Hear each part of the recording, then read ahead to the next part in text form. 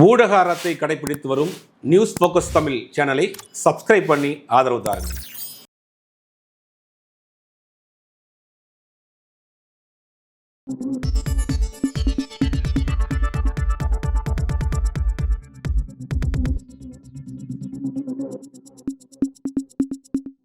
News focus Tamil நேயர்களுக்கு வணக்கம். இன்று நம்மோடு நேர்காணலில் இருந்திருக்கக்கூடியவர் பத்திரிகையாளர் திரு சுபேர் அவர்கள். வணக்கம் சார். வணக்கம் சார். கடந்த ஏப்ரல் 22 பார்த்தீங்கன்னா ஜம்மு அண்ட் காஷ்மீர் பகுதியில் இருக்கக்கூடிய பஹல்கான் அப்படிங்கிற ஒரு சுற்றுலா தலத்தில் பார்த்தீங்கன்னா சுற்றுலா பயணிகள் மீது ஒரு பயங்கரவாத தாக்குதல் நடத்தப்பட்டிருக்கு. இது பற்றி நீங்கள் என்ன நினைக்கிறீங்க?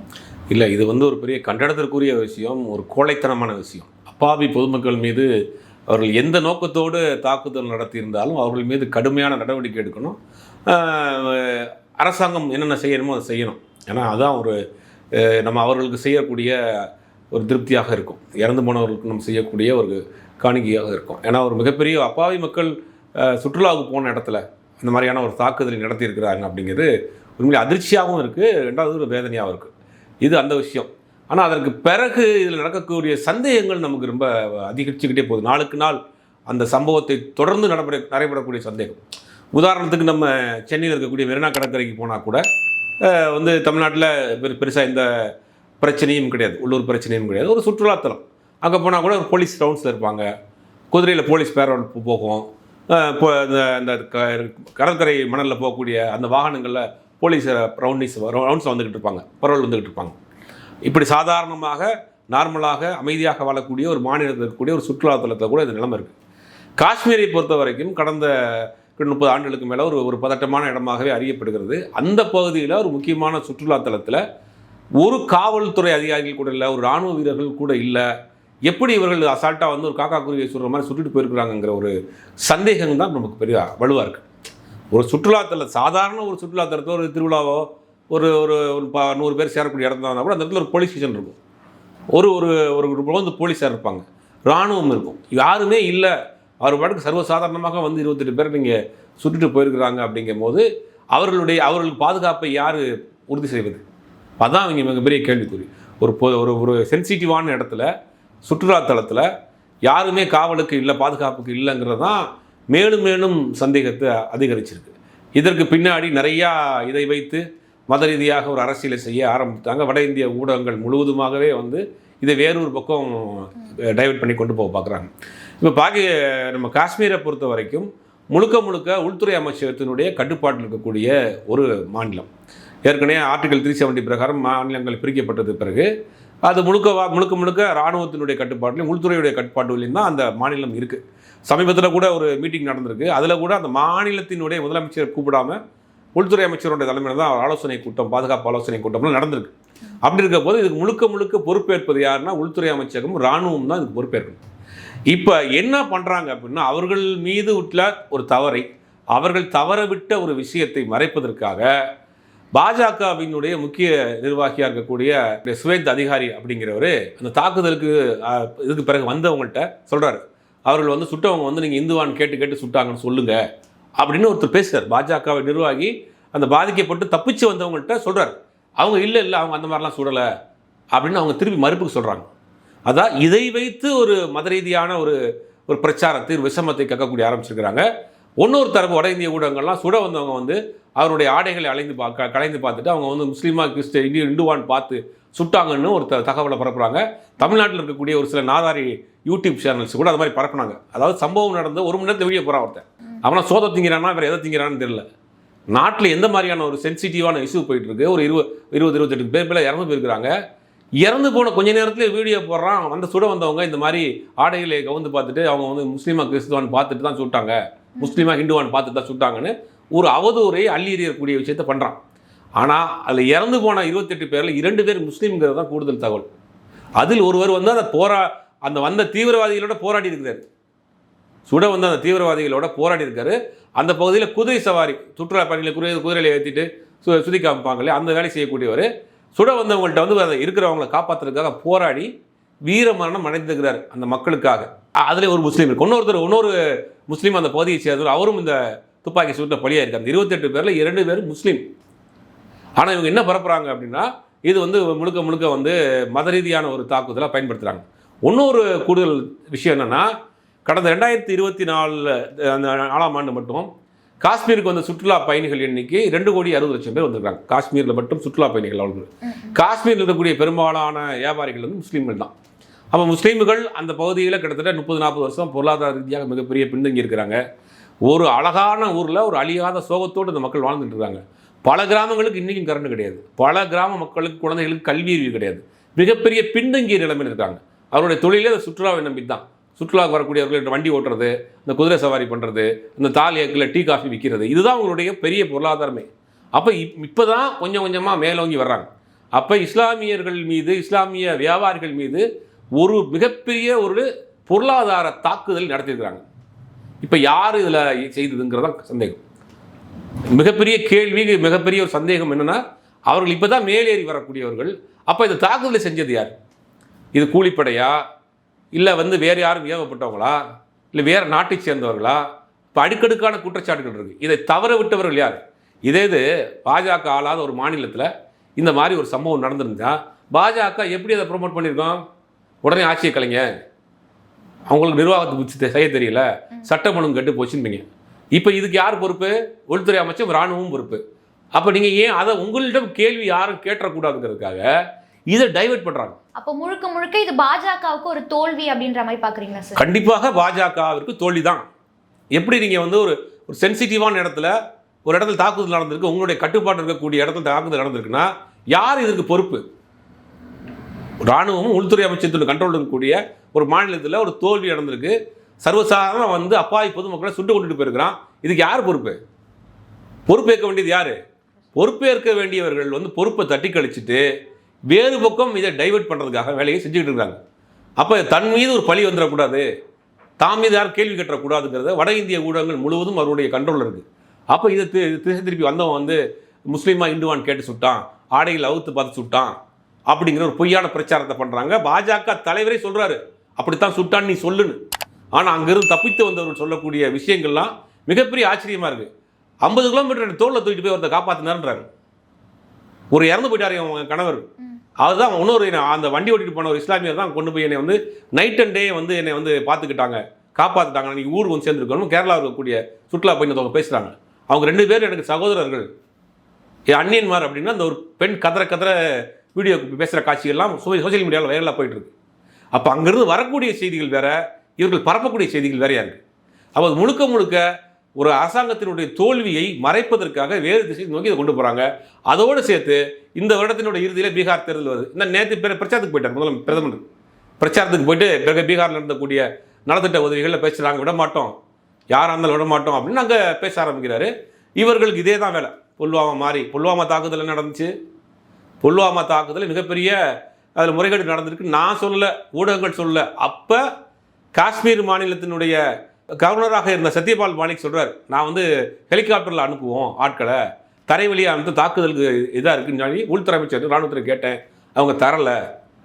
ஆனால் அப்படின்னு சொல்லிட்டு நான் இதை வந்து மூடி மறைக்க எனக்கு முடியலை, நான் மனம் விரும்பி சொல்கிறேன்னு புல்வாமா தாக்குதல் நடந்த பொழுது காஷ்மீர் மாநிலத்தினுடைய ஆளுநராக இருந்த சத்யபால் மாலிக் சொல்லியிருக்கார், நம்ம சொல்லலை.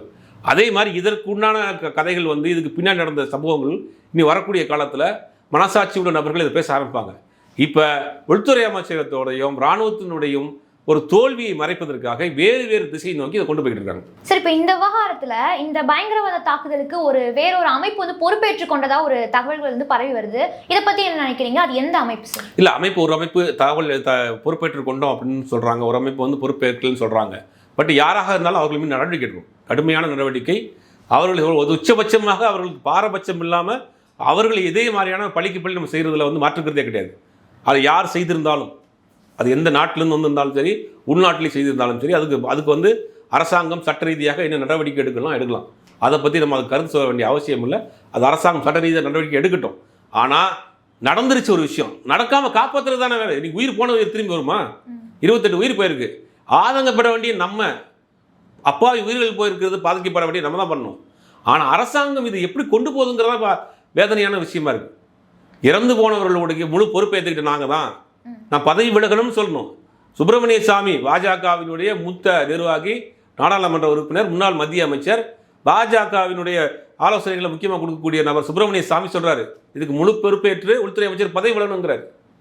நாங்கள் சொல்லலை, பாஜகவினுடைய நாடாளுமன்ற உறுப்பினர் மூத்த பாஜக நிர்வாகி சொல்கிறாரு. அப்போ இந்த தோல்விகளை மறைப்பதற்காக இது வேறு மத ரீதியான ஒரு பிரச்சனையாக கன்வெர்ட் பண்ணிட்டு போகக்கூடிய வேலையை செய்கிறார்கள். உண்மையிலே சொல்லணும், பாஜக ஆட்சிக்கு வந்த பிறகு தான் இந்த மாதிரியான தாக்குதல்கள் அதிகமாக நடந்திருக்கு. அது வந்து நாடாளுமன்ற கட்டடத்தில் நடந்த தாக்குதலாக இருக்கட்டும், புல்வாமா தாக்குதலாக இருக்கட்டும், இந்த மாதிரியான தாக்குதல் தொடர்ந்து நடந்துகிட்டே இருக்குது. அப்போ ஒவ்வொரு தேர்தல் வருகிற பொழுது ஏதாவது ஒரு பிரச்சனை வருது அப்படிங்கிற ஒரு சந்தேகத்தை அதிகமாக கலப்புது. சரி, இப்போ இந்த விவகாரம் தொடர்பாக பாகிஸ்தானுடைய பாதுகாப்புத்துறை அமைச்சர் ஆசிஃப் என்ன சொல்லியிருக்காருன்னு பார்த்தீங்கன்னா, இந்தியாவுக்குள்ளே பல பிரச்சனைகள் இருக்கு, ஸோ அந்த பிரச்சனைகள்லாம் இந்த தாக்குதலுக்கு காரணமாக இருக்கும், நாங்கள் எதுவும் பண்ணலைன்ற மாதிரி சொல்லியிருக்காரு. ஆனால் பாஜக பார்த்தீங்கன்னா இந்த சிந்து நதி நீர் ஒப்பந்தத்தை தடை பண்ணதாகட்டும், இந்த மாதிரி ஒரு 5 பகிரங்க முடிவுகள் வந்து எடுத்திருக்கிறாங்க. இதை நீங்கள் எப்படி பார்க்குறீங்க? இல்லை, ஒரு நாட்டின் மீது சந்தேகம் வருது, பாகிஸ்தான்கிற ஒரு நாட்டின் மீது நமக்கு சந்தேகம் வருகிற போது அது அவர்களுடைய ராஜாங்க ரீதியான உறவுகளை துண்டிப்பதுங்கிறது எல்லா நேரங்களிலும் இக்கட்டான நிலைமையில் நடக்கக்கூடிய விஷயம்தான்.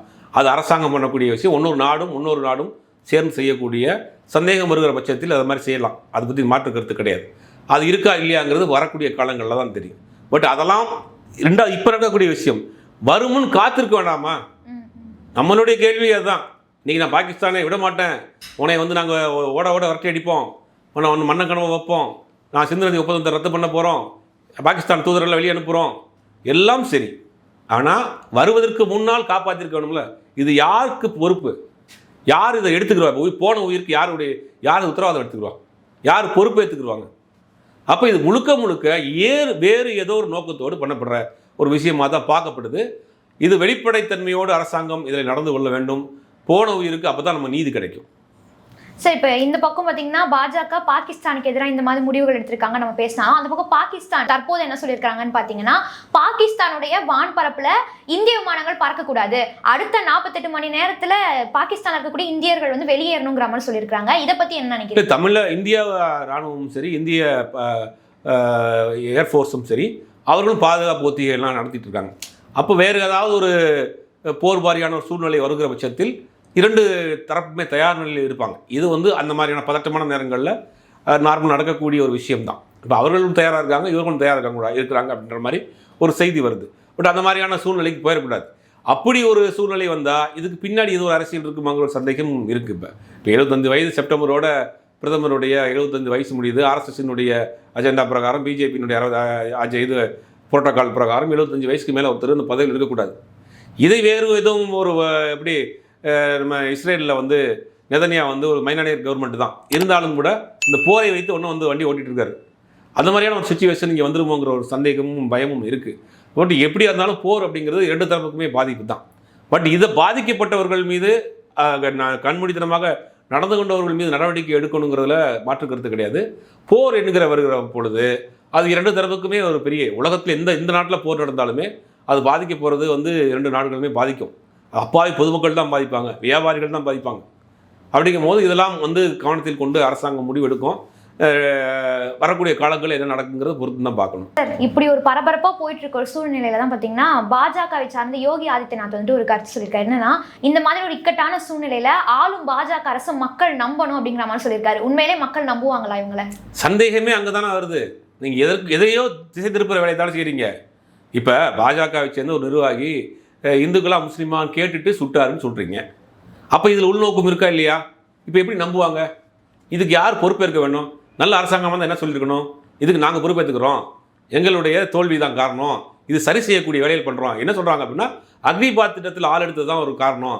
ஓய்வு பெற்ற ராணுவ ஜெனரல் சிலர் பேசுகிறாங்க, வடநாட்டு சேனல்லே பேட்டி கொடுக்குறாங்க.